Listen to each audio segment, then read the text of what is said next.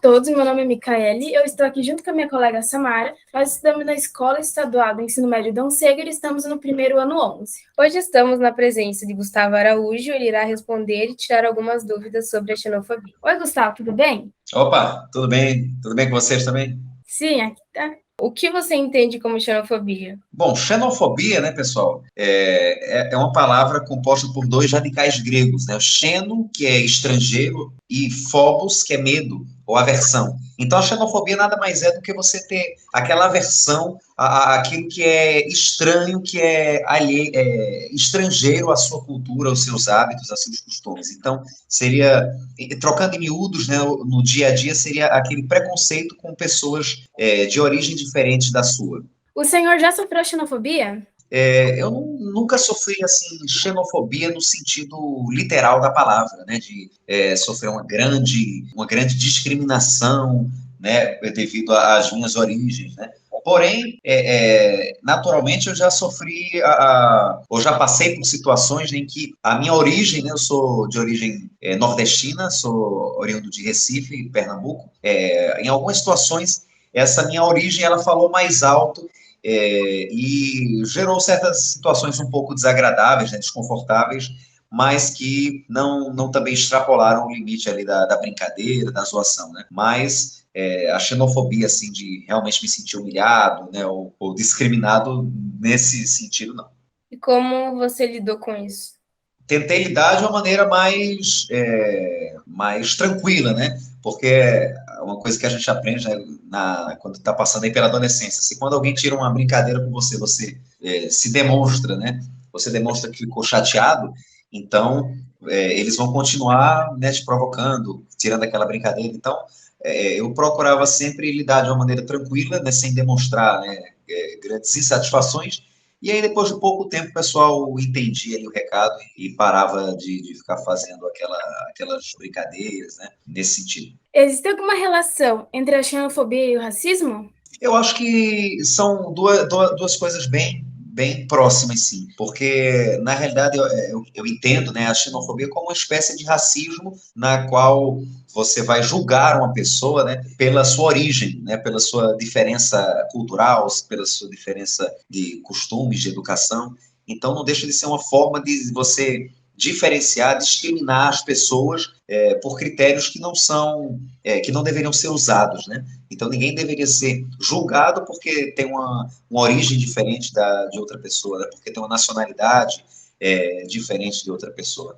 Então, acho que são dois conceitos aí bem próximos e que, de certa forma, tem muitas coisas em comum entre eles. Ontem de tarde eu estava pesquisando sobre a xenofobia e eu pensei assim, por que xenofobia e racismo? Por que fizeram essa palavra? Eu achei que não seria a mesma coisa. Na realidade, o racismo ele está mais ligado com o grupo étnico da pessoa, né? Por exemplo, e no caso aqui do Brasil, particularmente, é mais relacionado à cor da pessoa, né? Se a pessoa é negra, branca, se ela é índia, parda. E a xenofobia ela está relacionada com a origem da pessoa no sentido de espaço geográfico. Então, a pessoa nasceu na região norte, na região sul, na região sudeste, ou então nasceu em determinado país. Então, enquanto um está mais ligado na parte cultural, vamos dizer assim, o outro está mais relacionado a aspectos mais de etnia, né, que é no caso do racismo. Na sua opinião, quais as consequências da xenofobia na infância? Bom, a infância ela é uma fase da vida, né, que ela deve ser preservada e protegida de todas as formas. E quando a criança, né, ela está inserida num ambiente que tem essas características de xenofobia, certamente isso vai fazer com que a criança ela cresça se sentindo reprimida. Então, ela muitas vezes vai falar, vão comentar da maneira como ela fala, ou então dos costumes e dos hábitos dela, e ela vai ser cada vez mais, vai se sentindo reprimida, vai se sentindo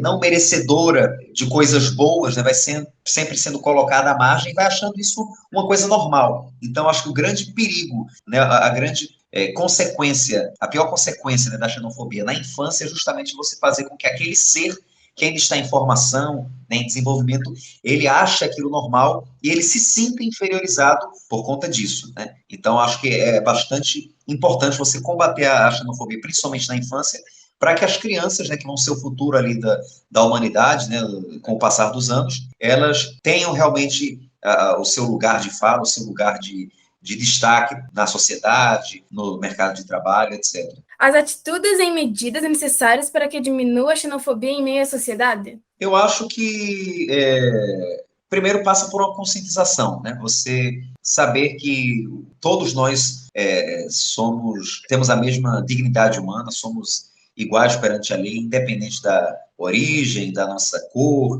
das nossas crenças religiosas ou outras crenças, né? Então, acho que começa pela educação, pela conscientização, e um exemplo disso é esse trabalho aí belíssimo feito pelo meu amigo João, né, de trazer temas importantes que muitas vezes não são abordados na escola, entre as famílias, né, em lugares onde deveria ser abordado. E ao trazer temas importantes como esse, você poder desmistificar alguns conceitos, algumas crenças, né, e realmente buscar uma melhora na conscientização da população. Acho que isso tudo passa realmente pela educação, pela criação de uma consciência mais ecológica, mais humanitária, mais igualitária.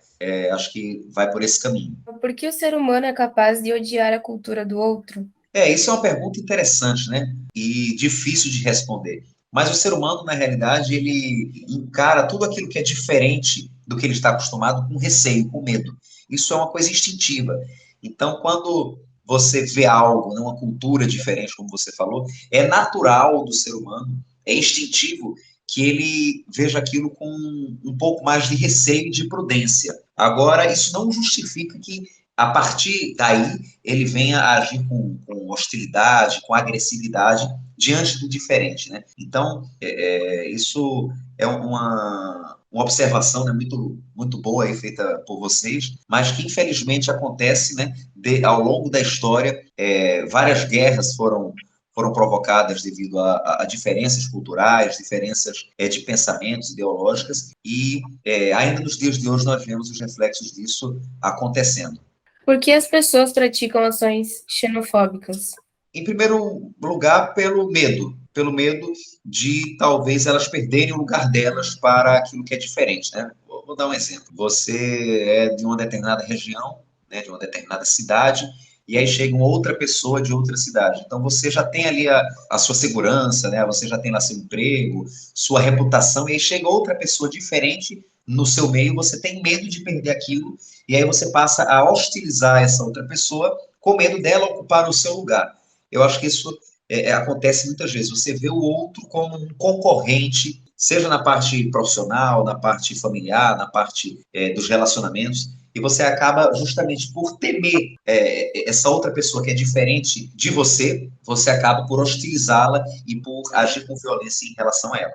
A xenofobia é só uma consequência da imigração irregular? Não, eu não diria que ela é apenas ela é somente, né, uma consequência da imigração irregular. É claro que a imigração irregular ela vai estimular a xenofobia, como, por exemplo, nós vemos ali nos Estados Unidos, né, a questão da fronteira com o México, e aqueles mexicanos, né, que entram ilegalmente nos Estados Unidos, por exemplo, eles sofrem, né, muitas vezes da xenofobia. Ou então a gente vê no continente europeu que acaba recebendo refugiados, né, do Oriente Médio e que são marginalizados ali da sociedade, né? Porém, não apenas no contexto da imigração irregular. Se a gente for observar, aqui mesmo no nosso Brasil, né, existem migrações que são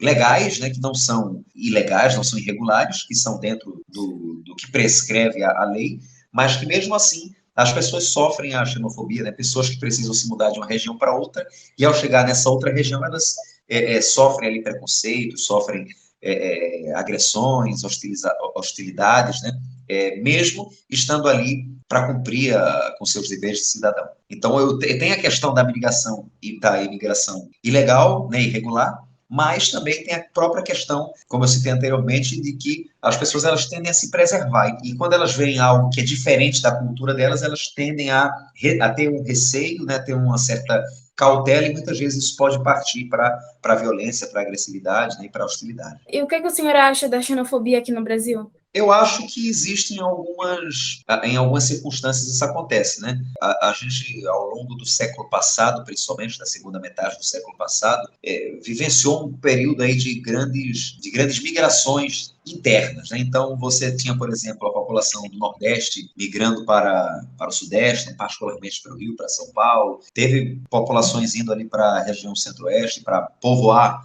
né, os estados do Mato Grosso do Sul, enfim. E aí isso tudo fez com que essas populações que saíram de suas terras de origem para outra região, elas acabassem sofrendo, né? Eu acho que hoje em dia isso está mais bem resolvido, vamos assim dizer, não é tão gritante quanto já foi antigamente, mas que ainda assim é um processo que nós temos ainda muito que melhorar, né? Nós temos ainda muito que avançar para que realmente esses resquícios, né, como eu falei, frutos da segunda metade, principalmente do século passado, eles deixem de fato de existir e a gente possa estar livre aí, né, numa sociedade mais democrática, né, mais igualitária para todos. Você poderia deixar uma mensagem sobre tudo isso que foi perguntado, explicado? Bom, a mensagem que eu digo é que a xenofobia, né, assim como qualquer tipo de preconceito, é uma coisa muito que não vai agregar para ninguém, né? Nem aqueles que sofrem, né? Obviamente eles não vão ganhar nada com isso, e muito menos aqueles que também praticam essa forma de preconceito e de discriminação, porque ela afeta a dignidade da pessoa humana, ela afeta os direitos humanos básicos, né? Como o direito à vida, direito à propriedade, né, o direito de ir e vir, e etc. Então, ela não agrega em nada numa sociedade, né? Qualquer forma de preconceito, de discriminação não vem agregar. Muito pelo contrário, acaba gerando discórdias, acaba gerando desavenças e oportunidades aí para aumentar, né, a violência, isso gerando um ciclo, né, um ciclo vicioso, né? Então, a mensagem que eu deixo aqui para aqueles que estão ouvindo é que procurem sempre aumentar seus conhecimentos, né, ler, aumentar seu leque de leituras, para que vocês não acabem não sendo influenciados negativamente aí, por ideias, né, como essa da xenofobia. E quando perceberem que isso está acontecendo, vocês tenham a sensibilidade de reconhecer o erro, de, se for o caso, pedir desculpas àquela pessoa que você ofendeu, né, e que possa mudar a sua atitude. A gente agradece a sua participação aqui no nosso podcast da Turma 11 Pode Falar. Agradecemos também à Escola Dom Seger, o professor João, por ter proporcionado esse trabalho.